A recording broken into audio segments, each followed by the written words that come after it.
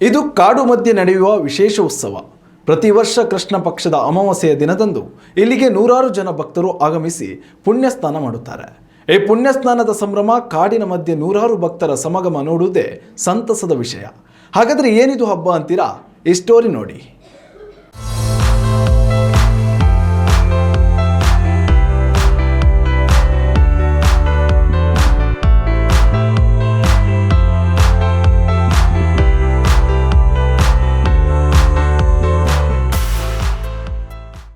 ಉಡುಪಿ ಜಿಲ್ಲೆ ಎಂದಾಕ್ಷಣ ಹಬ್ಬದ ಸಂಭ್ರಮಕ್ಕೆ ಯಾವುದೇ ಕೊರತೆ ಇಲ್ಲ.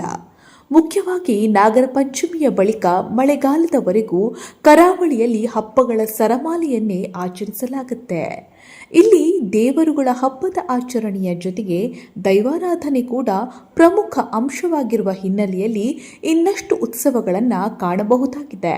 ಇನ್ನು ಕ್ಯಾಲೆಂಡರ್ ಪ್ರಕಾರ ಮಾರ್ಗಶಿರ ಮಾಸದ ಕೃಷ್ಣ ಪಕ್ಷದ ಅಮಾವಾಸ್ಯೆಯನ್ನ ಎಳ್ಳು ಅಮಾವಾಸ್ಯೆ ಎಂದು ಕರೆಯಲಾಗುತ್ತೆ. ಈ ದಿನ ಪುಣ್ಯಕ್ಷೇತ್ರದ ಪುಷ್ಕರಣಿ ನದಿ ಸಮುದ್ರದಲ್ಲಿ ಸ್ನಾನ ಮಾಡಿದರೆ ಪಾಪಗಳು ಕಳೆದು ಪುಣ್ಯ ಪ್ರಾಪ್ತಿಯಾಗುತ್ತೆ ಎನ್ನುವುದು ನಂಬಿಕೆ. ಇದೇ ಹಿನ್ನೆಲೆಯಲ್ಲಿ ಉಡುಪಿ ಜಿಲ್ಲೆಯ ಪ್ರಮುಖ ಪ್ರವಾಸಿ ತಾಣವಾಗಿರುವ ಜೋಂಬ್ಲು ತೀರ್ಥದಲ್ಲಿ ಕಾಡಿನ ಮಧ್ಯೆ ನೂರಾರು ಭಕ್ತರು ಸೇರಿ ಸಂಭ್ರಮದ ಉತ್ತಮ ಆಚರಣೆಯ ಜೊತೆಗೆ ತೀರ್ಥ ಸ್ನಾನ ಮಾಡಿ ಪುಣ್ಯ ಪ್ರಾಪ್ತಿ ಮಾಡಿಕೊಳ್ತಾರೆ. ಉಡುಪಿ ಜಿಲ್ಲೆಯ ಹೆಬ್ರಿ ತಾಲೂಕು ವ್ಯಾಪ್ತಿಯಲ್ಲಿ ಸಾಕಷ್ಟು ಐತಿಹ್ಯಗಳಲ್ಲಿ ಜೋಂಬ್ಲು ತೀರ್ಥ ವಿಶೇಷವಾಗಿದೆ. ಎಳ್ಳಮಾವಾಸ್ಯೆಯ ದಿನದಂದು ಜೋಂಬ್ಲು ತೀರ್ಥದಲ್ಲಿ ಹಬ್ಬದ ವಾತಾವರಣ ಸೃಷ್ಟಿಯಾಗುತ್ತೆ. ಹೆಬ್ರಿ ಚಾರ ಸಮೀಪದಲ್ಲಿರುವ ಈ ಜೋಂಬ್ಲು ತೀರ್ಥ ನೈಸರ್ಗಿಕವಾಗಿ ಕಲ್ಲು ಬಂಡೆಗಳ ನಡುವೆ ಹರಿಯುವ ಸೀತಾ ನದಿಯಿಂದ ಸೃಷ್ಟಿಯಾದ ತಾಣ. ಹಿಂದೆ ಋಷಿಮುನಿಗಳು ಇದೇ ಸ್ಥಳದಲ್ಲಿ ಧ್ಯಾನ ಮಾಡಿದ್ದಾರೆ ಎನ್ನುವ ಐತಿಹ್ಯ ಹೊಂದಿರುವ ಸ್ಥಳ. ದಟ್ಟ ಕಾಡಿನ ಮಧ್ಯೆ ಇರುವ ಈ ಜೋಂಬ್ಲು ತೀರ್ಥಕ್ಕೆ ಪ್ರತಿ ವರ್ಷ ಎಳ್ಳಮಾವಾಸ್ಯೆಯಂದು ಸಾವಿರಾರು ಭಕ್ತರು ಬಂದು ತೀರ್ಥ ಸ್ನಾನ ಮಾಡಿ ತೆರಳುತ್ತಾರೆ. ಇದು ಕ್ಷೇತ್ರ ಮೇಲ್ನೋಟಕ್ಕೆ ನೋಡುವಂಥ ಕ್ಷೇತ್ರ ಇದು ಅಲ್ಲ. ಇದು ಹೌದು, ಇಲ್ಲಿ ಪಾರ್ವತಿ ಇದು ಮತ್ತು ಈಶ್ವರನ ಅಂಶಗಳು ಸೇರಿದೆ ಇಲ್ಲಿ. ಹೌದು, ಆದ್ದರಿಂದ ಅಮಾವಾಸ್ಯೆ ಅನ್ನುವಂಥದ್ದು ನಮಗಿಲ್ಲಿ ಶ್ರೇಷ್ಠ, ಅದರಲ್ಲಿಯೂ ಎಳ್ಳು ಅಮಾವಾಸ್ಯೆ ಅನ್ನುವಂಥದ್ದು ಶ್ರೇಷ್ಠ. ಪ್ರತಿ ವರ್ಷ ಇಲ್ಲಿ ಎಳ್ಳು ಅಮಾವಾಸ್ಯೆ ಬಂತು ಅಂದರೆ ಸಾಕು, ಕಾಡಿನ ಮಧ್ಯೆ ಹಬ್ಬದ ವಾತಾವರಣವೇ ಸೃಷ್ಟಿಯಾಗುತ್ತೆ.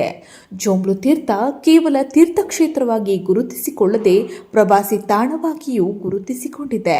ಆದರೆ ಇತ್ತೀಚಿನ ದಿನಗಳಲ್ಲಿ ಇಲ್ಲಿ ಬರುವ ಪ್ರವಾಸಿಗರು ಸೆಲ್ಫಿ ಹುಚ್ಚಿನಿಂದಾಗಿ ಸಾವು ಸಂಭವಿಸುತ್ತಿರುವ ಹಿನ್ನೆಲೆಯಲ್ಲಿ ಸದ್ಯ ಇಲ್ಲಿ ಪ್ರವಾಸಿಗರಿಗೆ ನಿರ್ಬಂಧ ಹೇರಲಾಗಿದೆ.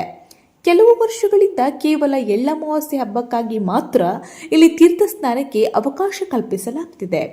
ಈ ವರ್ಷ ಜೋಂಬ್ಲು ಉತ್ಸವದ ಪ್ರಯುಕ್ತ ಸ್ಥಳೀಯ ವಿವೇಕಾನಂದ ಯುವಕ ಮಂಡಲ ಮತ್ತು ಜೋಂಬ್ಲು ಅಭಿವೃದ್ಧಿ ಸಮಿತಿ ವತಿಯಿಂದ ಕಾಡಿನಲ್ಲಿ ನೆರೆದ ಭಕ್ತರಿಗೆ ಸಂಭ್ರಮದ ಅನ್ನ ಸಂತರ್ಪಣೆ ಸೇರಿದಂತೆ ವಿವಿಧ ಕಾರ್ಯಕ್ರಮಗಳನ್ನು ನಡೆಸಲಾಯಿತು. ಸುಮಾರು ಸಾಧಾರಣ ಒಂದು 6,000 to 10,000 ಜನ ಭಕ್ತಾದಿಗಳು ಇಲ್ಲಿ ಬೆಳಿಗ್ಗೆ 5 ಗಂಟೆಯಿಂದ ಸಾಯಂಕಾಲ 5 ಗಂಟೆವರೆಗೆ ಬರ್ತಾ ಇದ್ದಾರೆ. ಸಾಧಾರಣ 4,000 to 5,000 ಜನರಿಗೆ ಮಧ್ಯಾಹ್ನದ ಅನ್ನ ಸಂತರ್ಪಣೆ ವಿತರಣೆ ನಾವು ಮಾಡ್ತಾ ಇದ್ದೇವೆ. ವಿವೇಕಾನಂದ ವೇದಿಕೆ ಮತ್ತು ನಮ್ಮ ಜೋಂಬ್ಲು ಬಬ್ಬರಿನ ಅಭಿವೃದ್ಧಿ ಸಮಿತಿ ಅಂತ 2 ಒಗ್ಗಟ್ಟಾಗಿ ಮಾಡುವಂಥ ಕಾರ್ಯಕ್ರಮ. ಭಕ್ತ ಸುಮಾರು ಈ ಊರಿನವರು ಅಲ್ಲದೆ ಪರ ಊರಿನಿಂದಲೂ ಸಾವಿರಾರು ಜನ ಇಲ್ಲಿಗೆ ಬರ್ತಾ ಇದ್ದಾರೆ. ವರ್ಷದಿಂದ ವರ್ಷಕ್ಕೆ ಜನ ಜಾಸ್ತಿ ಆಗ್ತದೆ ವಿನ ಕಡಿಮೆ ಏನಿಲ್ಲ. ಬಂದಂಥ ಭಕ್ತರಿಗೆ ಯಾವ ತೊಂದರೆ ಆಗದಂತೆ ಎಲ್ಲ ಸಿಬ್ಬಂದಿ ವರ್ಗದವರು ಹಾಗೂ ವೇದಿಕೆಯವರು ನಾವೆಲ್ಲ ಒಟ್ಟಾಗಿ ಒಳ್ಳೆಯ ರೀತಿಯಲ್ಲಿ ವರ್ಷ ಪ್ರತಿಯಿಂದ ವಿಜೃಂಭಣೆಯಿಂದ ನೆರವೇರಿಸುತ್ತಿದ್ದೇವೆ. ಒಟ್ಟಾರೆಯಾಗಿ ಕರಾವಳಿಯಲ್ಲಿ ಪ್ರತಿ ತಿಂಗಳಲ್ಲಿ 10 ಹಬ್ಬಗಳು ಆಚರಿಸಲ್ಪಡುತ್ತವೆ. ಅದರಲ್ಲಿ ಇಂತಹ ಪ್ರಕೃತಿಯ ನಡುವಿನ ಹಬ್ಬ ವಿಶೇಷವಾಗಿ ಜನರನ್ನ ವರ್ಷದಿಂದ ವರ್ಷಕ್ಕೆ ಆಕರ್ಷಿಸ್ತಾ ಇರೋದು, ಯುವ ಪೀಳಿಗೆಯನ್ನ ಕೂಡ ತನ್ನತ್ತ ಸೆಳೆಯುತ್ತಿರುವುದು ಸಂತಸದ ವಿಷಯವಾಗಿದೆ. Ashwath Acharya, news next, Udupi. ಉತ್ತಮ ಸಂಸ್ಕಾರಯುತ ಶಿಕ್ಷಣದೊಂದಿಗೆ VSS English medium CBSE school, Udupi Muddur. ನರ್ಸರಿಯಿಂದ 10ನೇ ತರಗತಿವರೆಗೆ ಶಿಕ್ಷಣದ ಜೊತೆಗೆ 5ರಿಂದ 10ನೇ ತರಗತಿವರೆಗಿನ ವಿದ್ಯಾರ್ಥಿನಿಯರಿಗೆ ಉತ್ತಮ ಹಾಸ್ಟೆಲ್ ಸೌಲಭ್ಯವೂ ಇದೆ. ನಿಮ್ಮ ಮಕ್ಕಳ ಪ್ರವೇಶಾತಿಗಾಗಿ ಈ ಸಂಖ್ಯೆಗೆ ಕರೆ ಮಾಡಿ.